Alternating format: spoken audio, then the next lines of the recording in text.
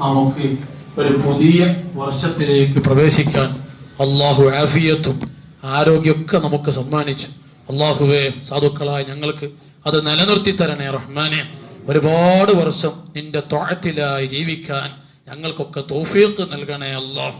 ഹിജ്റ വർഷം 1447 പൂർത്തിയാക്കി 1448 നമ്മൾ കടന്നു. പരിശുദ്ധമായ മുഹറം ആദ്യത്തെ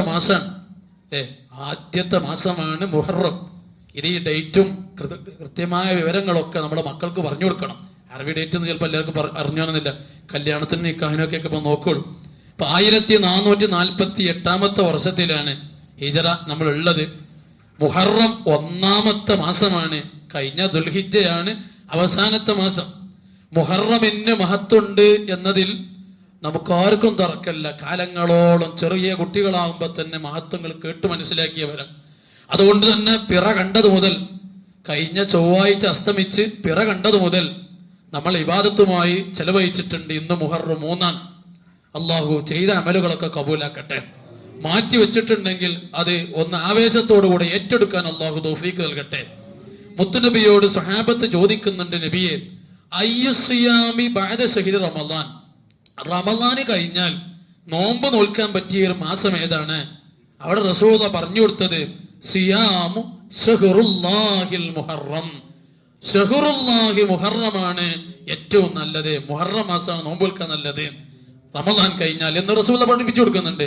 ഇവിടെ നമ്മൾ മനസ്സിലാക്കേണ്ടത് നല്ല പവിത്രമായ മാസമാണ് എന്ന് സൂചിപ്പിക്കാൻ അള്ളാന്റെ റസൂൽ ഈ മാസത്തിനോട് ചേർത്തിയത് ശഹ്റുല്ലാഹി എന്നാണ്. അള്ളാഹുവിന്റെ മാസം അല്ലെ? നമ്മൾ പലതും കേട്ടിട്ടുണ്ട്. ബൈത്തുല്ലാഹി എന്ന് കഅബക്ക് പറയാറുണ്ട്, ബൈത്തുല്ലാഹി, കലാമുല്ലാഹി എന്ന് ഖുർആനിന് പറയാറുണ്ട്. ഇങ്ങനെ അള്ളാഹുവിലേക്ക് ചേർക്കുമ്പോ എല്ലാം റബ്ബിന്റെ സൃഷ്ടി തന്നെയാണ്. പക്ഷെ ഒന്നിലേക്ക് അള്ളാഹുവിലേക്ക് ചേർത്തി പറയുമ്പോ അതിന്റെ മഹത്വം കൂടുതലാണ് എന്ന് മഹാന്മാരെ ചർച്ച ചെയ്തതായി കാണാം. ഇപ്പൊ നോക്കൂ നിങ്ങൾ, കഅബ വലിയ പവിത്രതയുള്ള മഹത്തായ ഗേഹമാണ്. ആ കഅബയുടെ സംരക്ഷണം അള്ളാഹു ഏറ്റെടുത്തതാണ്. ആ കഅബയുടെ എല്ലാം റബ്ബിന്റെ പൊരുത്തത്തിലാണ്. അതും അള്ളാഹുവിന്റെ സൃഷ്ടി തന്നെയാണ്. പക്ഷേ ബൈത്തുല്ലാഹി, അള്ളാഹുവിന്റെ വീട് എന്നതിലേക്ക് ചേർക്കപ്പെട്ടു. അതുകൊണ്ട് തന്നെ അബ്രഹത്തും രാജാക്കന്മാരും കൂടിയിട്ട് അതിനെ തകർക്കാൻ വേണ്ടി വന്നൊരു രംഗം ആനപ്പടയുമായി. അലം തറ കൈഫ ഫഅല റബ്ബുക ബിഅസ്ഹാബിൽ ഫീൽ അലം യജ്അൽ കൈദഹും ഫീ തദ്ലീൽ വഅർസല അലൈഹിം ത്വയ്റൻ അബാബീൽ. അബ്രഹത്തിന്റെ ആനകൾ വന്നപ്പോൾ അന്ന് ആനയുമായിട്ടുള്ള സംഘട്ടനം അറബികൾക്ക് പരിചയമില്ല. അങ്ങനെ ആനപ്പടയുമായിട്ട് വന്ന അബ്രഹത്തിനെ അള്ളാഹു ശിക്ഷിച്ചത് ഒരു അബാബീൽ പക്ഷി എന്ന് പറഞ്ഞ ചെറിയൊരു കുരുവി എന്ന് നമുക്ക് നമ്മളെ ഭാഷയിൽ പറയാം. ചെറിയൊരു പക്ഷിയുടെ കൊക്കിലുള്ള ഒരു കല്ലുകൊണ്ടാണ് ശിക്ഷിച്ചത്. അപ്പൊ അള്ളാഹു അവന്റെ ഭവനത്തെ സംരക്ഷിച്ചു. ബൈത്തുല്ലാഹി. ഇനി അങ്ങനെ ഒരു ഒട്ടകത്തെ ഖുർആൻ ഓർമ്മപ്പെടുത്തുന്നുണ്ട്, സ്വാലിഹ് നബിയുടെ ഒട്ടകം. ഈ ഒട്ടകത്തെ കുറിച്ച് ഖുർആൻ എന്താ പറഞ്ഞ്? നാഖത്തുല്ലാഹി, അള്ളാഹുവിന്റെ ഒട്ടകം. അതിന് വലിയ മഹത്വമുണ്ട്. ആ ഒട്ടകത്തെ നിങ്ങൾ ഒന്നും ചെയ്യരുത്. ഖുർആൻ വിശദീകരിച്ച് പറഞ്ഞിട്ടുണ്ട്. ഇതിനെ നിങ്ങൾ ഒന്നും കാട്ടരുത്. അത് അതിന് വേണ്ട രൂപത്തിൽ ഭക്ഷണം കഴിച്ച് വെള്ളം കുടിച്ച് നടന്നോട്ടെ, നിങ്ങൾ അതിനൊന്നും ചെയ്യരുത്. പിന്നെയും അവർ തർക്കിച്ചപ്പോൾ അതിലുള്ള പാല് കുടിക്കാൻ പറഞ്ഞത് വലിയ വിശദീകരണങ്ങളുണ്ട്. ഞാൻ അതിലേക്ക് കിടക്കില്ല. ഖുർആൻ അവിടെ പറഞ്ഞു ആ ഒട്ടകത്തെ നിങ്ങള് ഒന്നും ചെയ്യരുത്. സുബ്ഹാനല്ലാഹ്. അവരെന്ത് ചെയ്തു? അതിനാക്രമിച്ചു, അതിനെ കൊന്നു. ഖുർആൻ പറഞ്ഞു അതിനവരെന്തായി? നശിപ്പിച്ചപ്പോയോ സ്വാലിഹ് നബി അലൈഹിസ്സലാം പറഞ്ഞു, 3 ദിവസം നിങ്ങൾക്ക് ഈ ദുനിയാവിൽ സന്തോഷിക്കാം. 3 ദിവസം കഴിഞ്ഞാൽ നിങ്ങൾ അള്ളാഹുവിന്റെ അദാബ് നേരിടേണ്ടി വരും. 3 ദിവസം കഴിഞ്ഞപ്പോൾ കൊടിയ അദാബ് കൊണ്ട് അള്ളാഹു പരീക്ഷിച്ചു. ഇത് നാഖത്തുല്ലാഹി എന്നാണ്. അള്ളാഹു ആ ഒട്ടകത്തിന്, എല്ലാ ഒട്ടകം അല്ലാഹ് തന്നെയാണ്. പിന്നെ ആ ഒട്ടകത്തിന് എന്തേ നാഖത്തുല്ലാഹി എന്ന് പറഞ്ഞത്? അതിനൊരു മഹത്തുണ്ട്, പ്രത്യേകത ഉണ്ട്. ഇതുപോലെ മാസങ്ങളൊക്കെ റബ്ബിന്റെ സൃഷ്ടി തന്നെയാണെങ്കിലും ശഹ്റുല്ലാഹി, അള്ളാഹുവിലേക്ക് ചേർത്ത് പറഞ്ഞപ്പോ മഹാന്മാര് പറഞ്ഞു അതിൽ മഹത്വമുണ്ട് എന്ന്. മഹതിയായ ബീവി ഹഫ്സ റളിയല്ലാഹു അൻഹു അതിന്റെ മഹത്വം പറഞ്ഞിട്ട് പറയുന്നുണ്ട് അള്ളാഹുവിന്റെ റസൂൽ എങ്ങനെയായിരുന്നു കൈകാര്യം ചെയ്തിരുന്നത് എന്ന്. ഈ മുഹറം മാസത്തിലെ വളരെ പവിത്രമായ ദിവസം 2 ദിവസമാണ്, മുഹറം 9 മുഹറം 10. ഇന്നത്തെ ഖുതുബയിൽ നമ്മൾ കേട്ടല്ലോ. 11 കൂടെ എടുക്കുകയാണെങ്കിൽ ഒന്നുകൂടെ ഉഷാറായി എന്ന് ഇന്നത്തെ ഖുതുബയിൽ ഓർമ്മപ്പെടുത്തി. മുഹറം 9ഉം 10ഉം വളരെ പവിത്രമാണ്.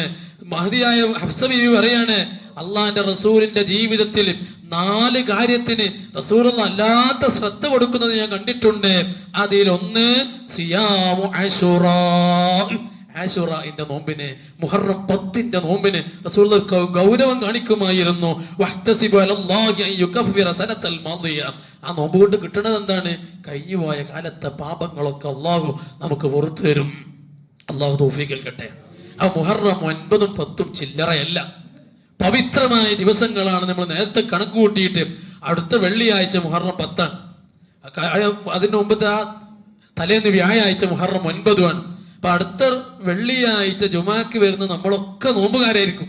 9ഉം കൂടെ എടുക്കാൻ ശ്രമിക്കുക. അള്ളാഹു തൗഫീഖ് നൽകട്ടെ, അള്ളാഹു തൗഫീഖ് നൽകുമാറാവട്ടെ. മുഹറം 9നും 10നും വലിയ പുണ്യുണ്ട്. ഞാൻ വിശദീകരണത്തിലേക്ക് കടക്കല്ല. ആ ദിവസം പ്രത്യേകിച്ച് ആശൂറയുടെ മുഹറം 10ന്റെ ദിവസം നമ്മുടെ കുടുംബങ്ങൾക്കൊക്കെ ഒന്ന് വിശാലത ചെയ്തു കൊടുക്കല് വലിയ സുന്നത്തുണ്ട്. കുറച്ച് ഗൗരവത്തിൽ ഇടപെടുന്ന ആളുകളെ ആ ഗൗരവമൊക്കെ ഒന്ന് നിർത്തുക അന്നത്തെ ദിവസം.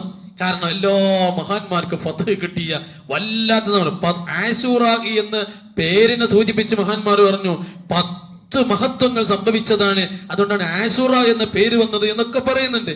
ഏതായിരുന്നാലും ആ വലിയ ഫത്ഹ് കിട്ടിയ, അള്ളാഹുവിന്റെ വലിയ തൗഫീഖ് കിട്ടിയ, വിജയം കിട്ടിയ ആ 10 ആശൂറന്റെ അന്ന് നമ്മുടെ കുടുംബത്തിന് നമ്മൾ വിശാലത ചെയ്തു കൊടുക്കണം. മൻ വസ്സഅ ഫീഹി അലാ ഖിയാലിഹി വസ്സഅ അല്ലാഹു ലഹു സായിറ സന, വസ്സഅ അല്ലാഹു ലഹു സായിറ സന. ആശൂറന്റെ ദിവസം കുടുംബത്തിന് വിശാലത ചെയ്തു കൊടുത്താൽ വർഷം മുഴുവനും അള്ളാഹു നമുക്ക് വിശാലത ചെയ്യും. അള്ളാഹു തൗഫീഖ് നൽകട്ടെ. ഇത് ചർച്ച ചെയ്ത മഹാന്മാരൊക്കെ പറഞ്ഞു, ഞാൻ 30 കൊല്ലം പരീക്ഷിച്ചിട്ടുണ്ട്, 40 കൊല്ലം പരീക്ഷിച്ചിട്ടുണ്ട്, അൽഹംദുലില്ലാഹ് എന്റെ ജീവിതത്തിൽ അത് എനിക്ക് ഹക്കായി ബോധ്യപ്പെട്ടിട്ടുണ്ട്. അപ്പൊ നമുക്ക് നോക്കിയാ അല്ലെ, അന്നത്തെ ദിവസം നല്ല ഫുഡ്, നല്ല ഭക്ഷണം, വീട്ടില് നല്ല റാഹത്തോടു കൂടെയുള്ള ഇടപെടല്, മക്കളോടൊക്കെ ഒന്നും ദേഷ്യപ്പെടാതെ വേണ്ട രീതി നല്ല സംസാരിച്ച് അവരൊക്കെ ഒന്ന് കൂട്ടിപ്പിടിച്ച് യുസ്തഹബ്ബു ഫീഹി തൗസീതു അലാ ഖിയാലിൻ വൽ ഖാരിബ്, അടുത്ത കുടുംബത്തിനൊക്കെ നല്ല രീതിയിൽ ചെലവഴിക്കല് സുന്നത്താണ് അന്നത്തെ ദിവസം. പോരാ വതസദ്ദഖു അലൽ ഫുഖറാഇ വൽ മസാകീൻ, ഫുഖറാഇന് മിസ്കീന് പാവപ്പെട്ടവരെ സഹായിക്കാൻ പറ്റിയ ദിവസമാണ് മഹത്തായ ആശൂറന്റെ ദിവസം. ഇനിയോ പൈസ ഒന്നും നമ്മളെ കയ്യിലില്ല, ജോലിക്കൊക്കെ പോയിട്ട് 1 മാസമായിക്കണം. കുട്ടികൾക്ക് വിശാലം ചെയ്യണം നിങ്ങൾ പറഞ്ഞു ചെയ്തു, സാധാരണ ഒന്നും എൻ്റെ അടുത്ത് കൊടുക്കാനൊന്നുമില്ല എന്ന ഉള്ളതൊന്ന് ഭംഗിയാക്കിയിട്ട് അന്നത്തെ ദിവസം കുട്ടികൾക്ക് നല്ലോണം സന്തോഷം കൈമാറുക.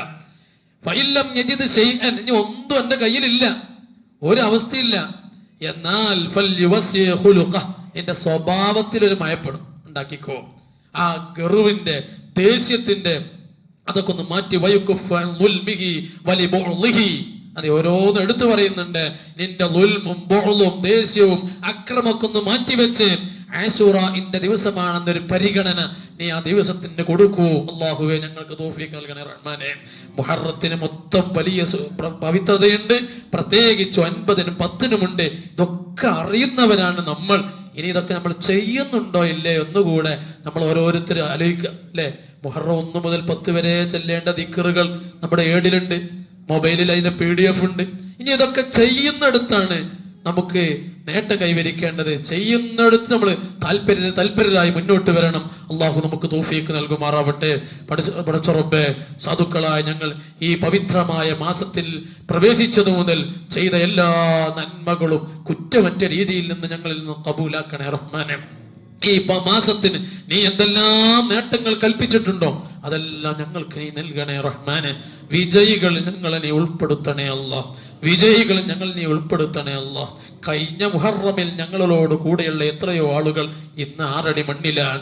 കഴിഞ്ഞ മുഹറമിൽ നല്ല ആഫിയത്തോടുകൂടെ നോമ്പെടുത്തവർ ഇന്ന് ഹോസ്പിറ്റലുകളിൽ വളരെ പ്രയാസപ്പെട്ടുകൊണ്ട് കഴിയാണ്. പടച്ച റബ്ബേ, ഞങ്ങൾക്ക് നീ ആരോഗ്യം തന്നു, ആഫിയത്ത് തന്നു, ആയുസ് തന്നു.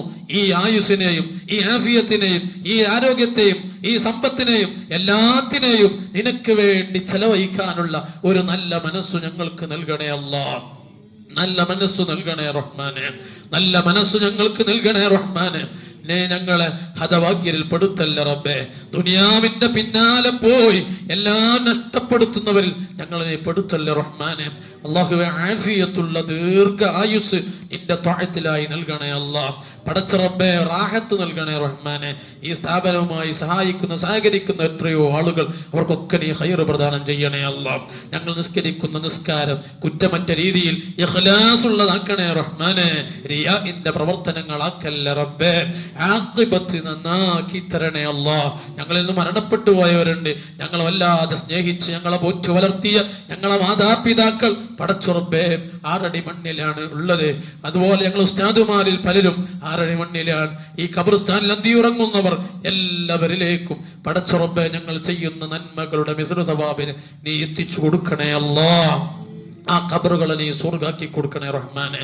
ജന്നാത്തുൻ നഈമിൽ ഹബീബിന്റെ ജിവാറിലായി ഒരുമിച്ച് കൂടാൻ തൗഫീഖ് നൽകണേ അല്ലാഹ്. അല്ലാഹുമ്മ റബ്ബനാ തഖബ്ബൽ മിന്നാ إنك أنت السميع العليم وتب علينا إنك أنت التواب الرحيم آمين برحمتك يا أرحم الراحمين ببركته صلى الله على محمد صلى الله عليه وسلم صلى الله على محمد صلى الله عليه وسلم اللهم صل على محمد يا رب صل عليه وسلم.